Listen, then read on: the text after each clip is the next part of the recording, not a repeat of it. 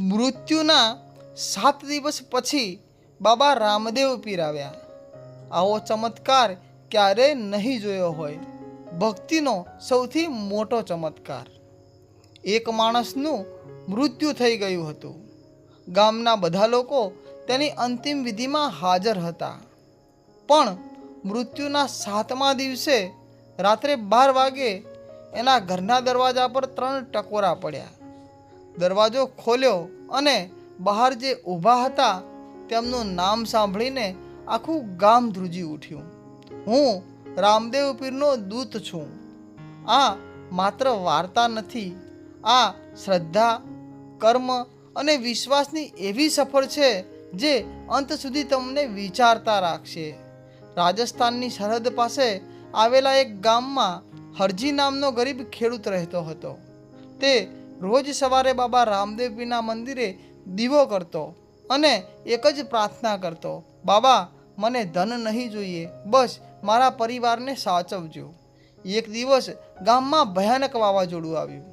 ખેતર બરબાદ થઈ ગયું, પૈસા ખૂટી ગયા. લોકોએ મદદ કરવાને બદલે મજાક ઉડાવી. પણ હરજીએ બાબા પરનો વિશ્વાસ ન છોડ્યો.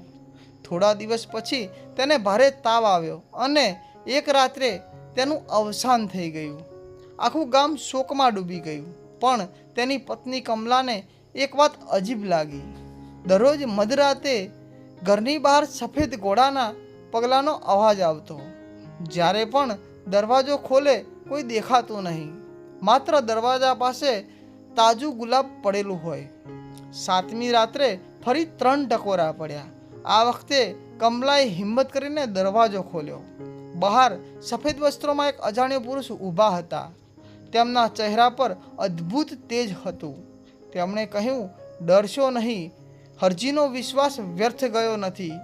કમલા રડી પડી, મારા પતિ તો હવે નથી. અજાણ્યા પુરુષે સ્મિત કરીને કહ્યું, મૃત્યુ શરીરનું થાય છે, વિશ્વાસનું નહીં. પછી તેમણે ઘરના ખૂણે પડેલી જૂની માટીની હાંડી તરફ ઈશારો કર્યો. આ હાંડી કાલે સૂર્યોદય પછી જ ખોલજો. એટલું કહી તેઓ અદૃશ્ય થઈ ગયા. સવારે આખું ગામ ભેગું થયું. હાંડી ખોલી. અંદર સોનું નહોતું, હીરા નહોતા, માત્ર એક જૂનું કાપડ હતું.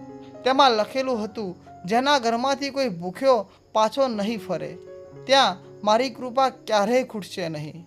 કમલાએ એ દિવસથી રોજ એક ગરીબને ભોજન કરાવવાનું શરૂ કર્યું. ધીમે ધીમે ગામના બીજા લોકો પણ જોડાતા ગયા. જે ગામમાં ઝઘડા, ઈર્ષ્યા અને ભૂખ હતી તે ગામ સેવા અને એકતાનું પ્રતીક બની ગયું. વર્ષો પછી લોકો કહેવા લાગ્યા, ચમત્કાર હાંડીમાં નહોતો, ચમત્કાર તો એક સંદેશમાં હતો. અને આજે પણ ગામના વૃદ્ધો કહે છે, કેટલીક રાતે મંદિર પાસે સફેદ ઘોડાના પગલાંનો અવાજ સંભળાય છે. લોકો માને છે કે જ્યાં સાચી સેવા અને સાચી શ્રદ્ધા હોય ત્યાં બાબા રામદેવ પીરની કૃપા હંમેશા રહે છે. ક્યારેક ભગવાન આપણને સોનું નથી આપતા, પણ એવું હૃદય આપે છે જે બીજા લોકોનું જીવન બદલી શકે. બોલો જય બાબા રામદેવ પીર. તમને આ વિડીયો ગમ્યો હોય તો લાઈક કરો, કોમેન્ટમાં લખો જય બાબા રામદેવ પીર અને આવી ધાર્મિક વાર્તાઓ માટે આ ચેનલને સબસ્ક્રાઈબ કરો.